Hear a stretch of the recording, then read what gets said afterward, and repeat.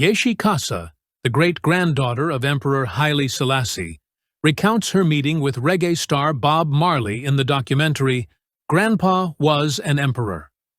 Marley played a significant role in Kassa's understanding of her grandfather's importance, telling her how crucial Ethiopia was and helping to liberate her younger sisters.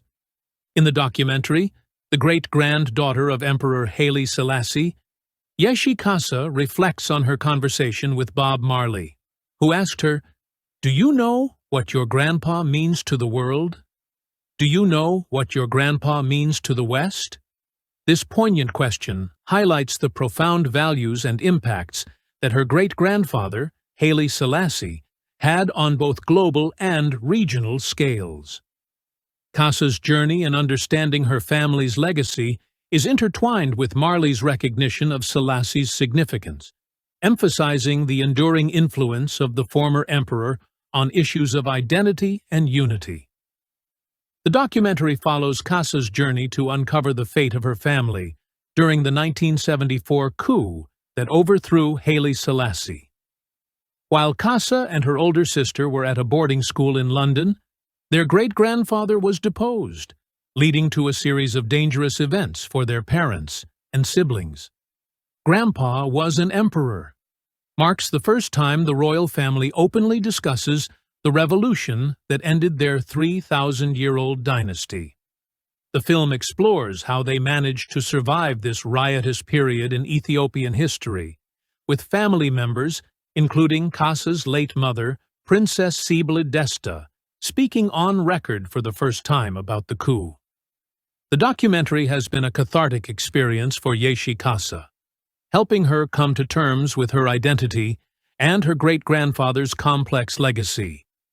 It has allowed her to embrace both the positive and negative aspects of Selassie's rule, and to better understand his role in Pan-Africanism.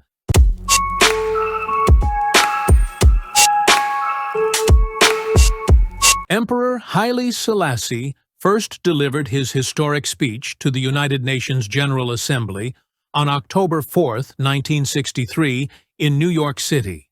This address came 27 years after his first appearance before the League of Nations in 1936, making him The color of a man's skin is of no more significance than the color of his eyes, that until the basic human rights day, the dream of lasting peace. The only head of state to address both organizations. The speech was a powerful call for world peace, collective security, and an end to racial discrimination. Selassie emphasized the need for African unity and liberation, condemning colonialism and apartheid. He declared, "Until the philosophy which holds one race superior and another inferior is finally and permanently discredited and abandoned, the dream of lasting peace and world citizenship and the rule of international morality will remain but a fleeting illusion, to be pursued but never attained." Bob Marley, deeply influenced by Rastafarianism and its reverence for Selassie, found profound inspiration in this speech. He adapted portions of Selassie's address into lyrics for his iconic song War, which appeared on the 1976 album Rastaman Vibration. Marley's adaptation maintained the essence of Selassie's message, transforming the emperor's words into a powerful anthem against social injustice. The song War emphasized Selassie's call for equality and human rights, with lyrics directly echoing the emperor's words. "Until the color of a man's skin is of no more significance than the color of his eyes, there will be war." This musical interpretation not only paid homage to Selassie, but also served as a vehicle to spread Rastafarian beliefs and advocate for social change, making complex political ideas accessible to a global audience. And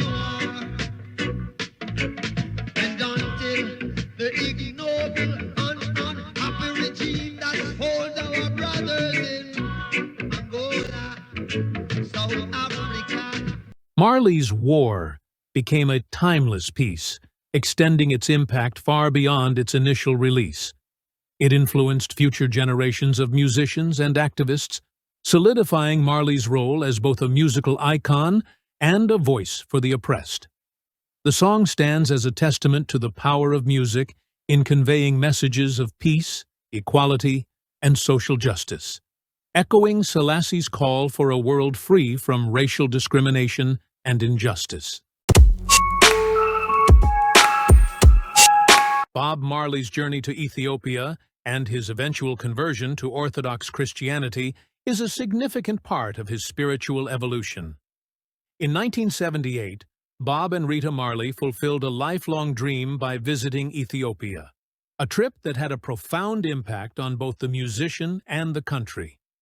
During this 4-day pilgrimage, Bob and Rita visited the Ethiopian Orthodox Church and stayed in Shashamane, a town designated by Emperor Haile Selassie for Rastafarian settlers.